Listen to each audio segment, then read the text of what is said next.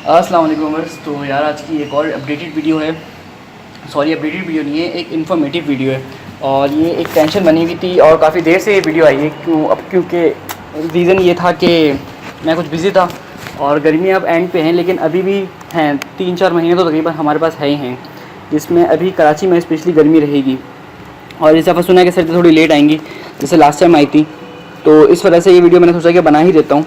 जो नए लोग हैं उनके लिए काफ़ी हेल्पफुल हो सकती है और काफ़ी चीज़ें अगर वो इस चीज़ों को लेके चलें अपने साथ तो उनके पैसे भी बचेंगे, उनकी बट की हेल्थ अच्छी रहेगी, बट फीट गेन भी, वेट भी अच्छा गेन करेगा और एक्टिव भी रहेगा।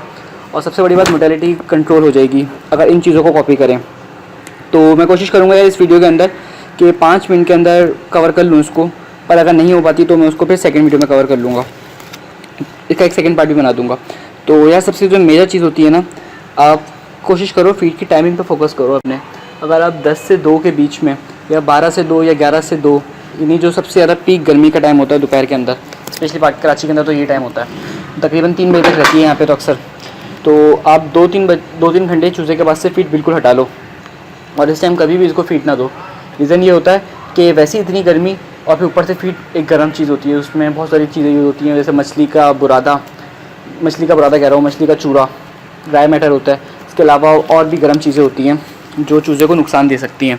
तो बेहतर है कि आप इस चीज़ को देखो, नोट करो और इस टाइम उसके बाद से खाना टालो, जिससे उसकी मोटालिटी काफ़ी हद तक कंट्रोल रहेगी।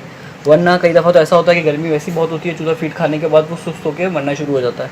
सिर्फ फीड उठाता है, फीड बहुत पेट भर के खाता है, लेकिन फिर वो सुस्त हो जाता है। तो ये चीज़ आप सबसे फोकस करो, फीड की टाइमिंग। सेकंड आते हैं यार कि आप इलेक्ट्रोलाइट यूज़ करो। बहुत सारे मार्केट में इलेक्ट्रोलाइट आ रहे हैं, जो सुबह का पानी है ना स्पेशली, उसके अंदर ज़रूर यूज़ करो इलेक्ट्रोलाइट। और क्या कहते हैं, उसके अलावा अगर इलेक्ट्रोलाइट हैं वो यूज़ करो, या फिर आप गन्ने का रो थोड़ा सा यूज़ कर सकते हो अपने हिसाब से। तकरीबन 1 चमचा 1 लीटर पानी के अंदर आप डाल दो, इस तरीके से इस्तेमाल कर लो, या थोड़ा सा ज़्यादा कर लो कि बस थोड़ा सा टेस्ट आ जाए पानी के अंदर गन्ने के रो का। या फिर एक और चीज़ जो होती है वो कच्ची लस्सी जो इंसान पीते हैं, वो यूज़ कर सकते हो। तकरीबन 100 ग्राम या 1 किलो आप 1000 बट के लिए इस्तेमाल कर सकते हो। तो इस तरीके से सब लगा लो, अगर 100 ग्राम है तो 100 बट्स के लिए आराम से चलेगा। तो जितना पानी आप देते हो उनको 6 घंटे के अंदर, उतने पानी के अंदर आप 100 ग्राम डाल दो 100 बट्स के लिए। इस तरीके का अपना हिसाब रख लो। तो ये भी जो ना काफ़ी हद तक चूज़े को हेल्प करेगा गर्मी से बचने के लिए, और उससे चूज़ा जो ना काफ़ी हद तक एक्टिव रहेगा और कोई टेंशन नहीं आएगी आपके ऊपर इंशाल्लाह। सेकंड चीज़ आती है यार, गैस बहुत बनती है गर्मियों में। गैस एक बहुत बड़ा इशू आता है, जिससे बहुत सारी बीमारी आती हैं। कभी कभी आईबी भी गैस की वजह से आ जाती है, तो ये भी एक बड़ा रीज़न होता है आईबी का। तो इससे बचने के लिए यार आप ये करो, एक तो बुरादे की जो तय है उसको ऊपर नीचे करते रहो। थोड़ी पतली तय लगाओ वैसे तो कोशिश करो, लेकिन अगर मोटी भी लगाइए तो दिन में एक दफ़ा उसको ऊपर नीचे कर दो। उससे होगा क्या कहते हैं, उससे होगा कुछ ये कि देना जो गैस है वो बनेगी नहीं। ऊपर का बुरादा गीला होता है, बीट होती है तो उसमें गैस निकलती है। और जो बुरादा ऊपर नीचे करो आप, उसकी टाइमिंग ज़रूर नोट करना। आप ठंडे टाइम में करो, रात के टाइम में करो या सुबह के टाइम में करो, कभी भी दोपहर के टाइम ना करो।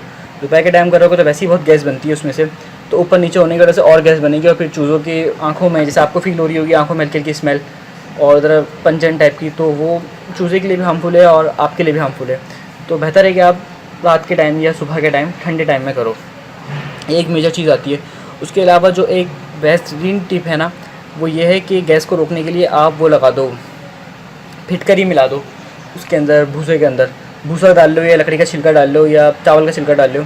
इन सब के लिए आप उसमें वो डाल दो फिटकरी, तकरीबन 5% डाल दो। जैसे कि अगर आप 100 किलो डाल रहे हो भूसा, तो आप उसके अंदर 5 किलो फिटकरी डाल दो, एकदम पीस के और अच्छी तरीके से उसको मिक्स कर दो कि वो मोटी मोटी ना रहे, ये कर दो। और उसके अलावा थोड़ा सा जो ना आप पानी कह रहा हूँ सॉरी, थोड़ा सा जो ना चूना लेके ज़मीन के ऊपर पहले बिछा दो, तकरीबन आधे इंच की परत या उससे थोड़ी सी भी कम।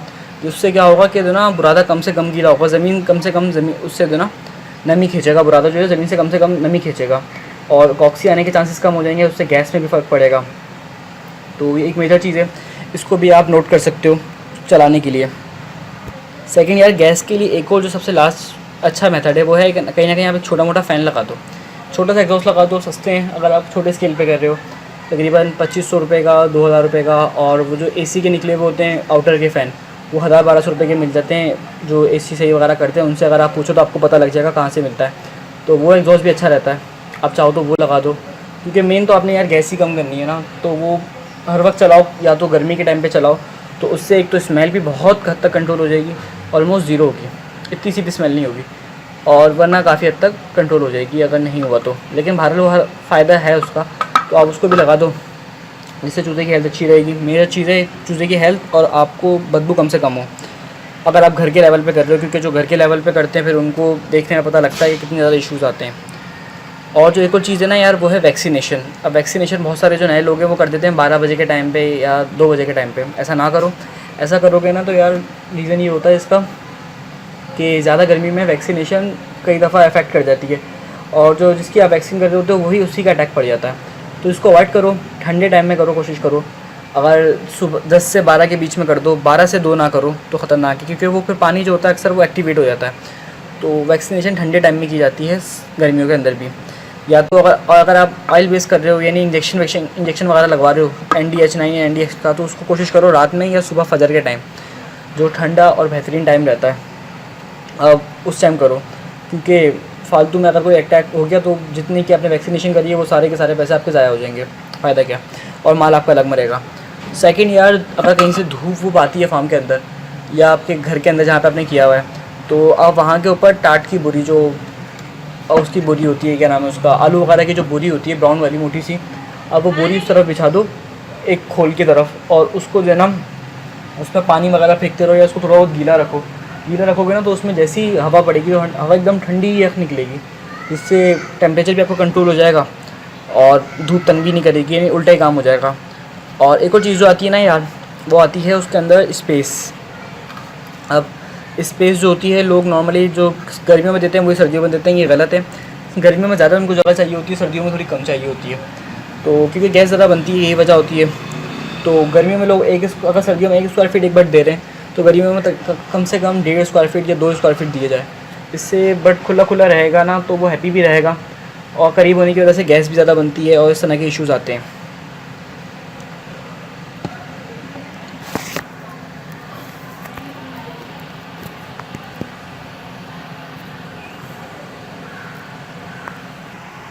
और जो है बिल्कुल लास्ट चीज़ है वो ये है कि ना आप गर्मियों के अंदर ज़्यादा ठंडा पानी ना डालें। अगर ठंडा यख पानी डाल देते हैं तो उससे CRD आने का इशू होता है। थोड़ा बहुत ठंडा कर दें, और कोशिश करें गर्म पानी भी ना हो, या तो मटकों में पानी रखें या उस टाइम पानी चेंज कर दें थोड़ा ठंडा करके। गर्म पानी भी दोनों नुकसान देता है बट पानी नहीं पीता गर्मी में, वैसे ही ऊपर से गर्म पानी, तो उसका वो पानी नहीं पीता और उससे उसको इशूज़ आते हैं। कई दफ़ा किडनी के इशू आते हैं, कई दफ़ा डिहाइड्रेशन का इशू आता है। हर हालत में आप ही को नुकसान है। तो इन दोनों चीज़ों को कवर करके नॉर्मल टेम्परेचर का रखो, या तो घड़े आते हैं, प्लास्टिक की बोतल ना रखो, आप घड़ों में पानी रख दो, तो उससे भी जो ना पानी ठंडा रहता है और साफ़ सुथरा रहता है। और अगर आप एक और जो चीज़ है, जो अच्छी चीज़ है, आप मीठा सोडा डाल दो पानी के अंदर 1 ग्राम 1 लीटर के अंदर, तो उससे भी जो ना गर्मी थोड़ी कम हो जाती है। और जो मोस्ट इंपॉर्टेंट थिंग आती है वो आती है विटामिन C पानी में यूज़ कर सकते हो। अब वो आप पे डिपेंडेंट है आप कैसे यूज़ करते हो। विटामिन C आप नींबू से ले सकते हो, किसी सिरके से ले सकते हो, जहाँ से भी आपको समझ में आए, या मार्केट से उसके कैप्सूल्स वगैरह ले सकते हो अगर छोटे स्केल पे कर रहे हो। तो ये सारी चीज़ें थी यार जो मैंने आपको बताई। वीडियो थोड़ी लंबी हो गई बट आपके लिए काफ़ी हेल्पफुल रहेगी, और जो लोग नया काम कर रहे हैं उनको ये मुझे नहीं लगता कि उनको ये बात पता होगी, और ऐसे बातें इससे फिर मोडेलिटी वगैरह उनकी हो रही होगी, तो ये उनके लिए काफ़ी हेल्पफुल हो सकती है। वीडियो अच्छी लगे तो इसको लाइक ज़रूर करना। और अगर यार आप पोल्ट्री की सारी इन्फॉर्मेशन लेना चाहते हो तो आप मुझसे पोल्ट्री बुक भी परचेज़ कर सकते हो, PDF फॉर्मेट में। 400 रुपीज़ की है, इससे पहले 500 की मैंने कर दी थी, पहले 1000 की थी, फिर 500 की कर दिया, 400 की है। ऐसा नहीं है कि ये बिक नहीं रही, इस वजह से मैंने रेट थोड़े कम कर दिया, बस ऐसे ही मेरा मूड था, तो मैंने कहा चलो जिसको भी लेनी हो वो 400 की ले सकता है। ज़्यादा एक्सपेंसिव भी नहीं है और काफ़ी ज़्यादा आपको इन्फॉर्मेशन इसमें मिल जाएगी। तो अगर कोई लेना चाहे तो मेरा व्हाट्सअप का नंबर नीचे मिला हुआ है, आप उस पर कॉन्टैक्ट कर सकते हो। आप जैस कैश के थ्रू पैसे पे कर सकते हो और फिर मैं आपको सेंड कर दूँगा। तो काफ़ी सिंपल है मेथड यार, और काफ़ी ज़्यादा हेल्पफुल वीडियो थी। अगर आपको पसंद आई तो अगेन कह रहा हूँ लाइक करो। मिलते हैं अभी नेक्स्ट वीडियो में, तब तक के लिए अस्सलाम वालेकुम।